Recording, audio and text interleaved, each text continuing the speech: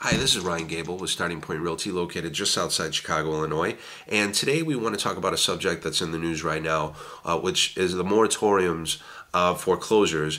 And we want to take it a step further and talk about how that can impact the market that we service, which are first-time home buyers. Basically what's going on, a few of the major banks have made a self-imposed halt to selling the properties that they currently own, which are called foreclosures. How this impacts the current buyer in the state of Illinois. If you have a contract to purchase a property that is owned by one of these banks, we're being told by the state of Illinois it's an unspecified amount of time before you're going to be allowed to close on that property.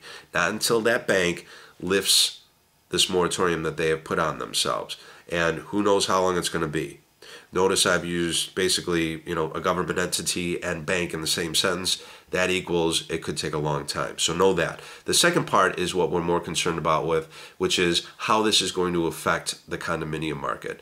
When you're a buyer, if we can switch hats here, when you're a buyer and you get pre-approved with the lender, and now all you have to do is find the place that you want to buy. And if you're somebody that's going to be buying a condo, your lender wants to do their due diligence to make sure that the homeowners association that runs that condominium is financially solvent, is financially viable. One of the ways they do that is they send over a questionnaire. One of the questions on that questionnaire is they want to know the percentage of homeowners that are delinquent in their monthly association dues. Okay, because the more people that are delinquent in their dues, the more of a strain it is on the other homeowners. And the bank doesn't want their buyer to be one of those homeowners that is carrying that strain. How this correlates with the moratorium, when a bank takes over a unit in a condominium, more than likely the bank is not paying that monthly assessment due.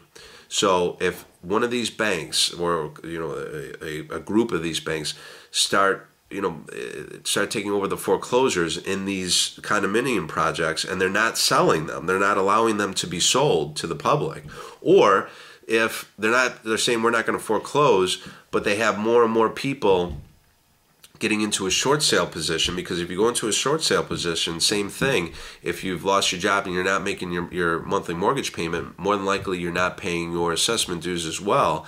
But if those units are not getting out of the system, call it, we heard the term toxic assets. Think of it that way. If they're not being allowed to get out of the system and they keep growing within a particular building, you're going to get over that 15% very quickly. And then what that's going to mean are buyers that are willing and able to purchase are not going to be allowed to purchase those units, because these banks have decided they're not selling to the general public, to people that can potentially buy these units. And what you're going to start to see potentially is it could be a spiraling effect.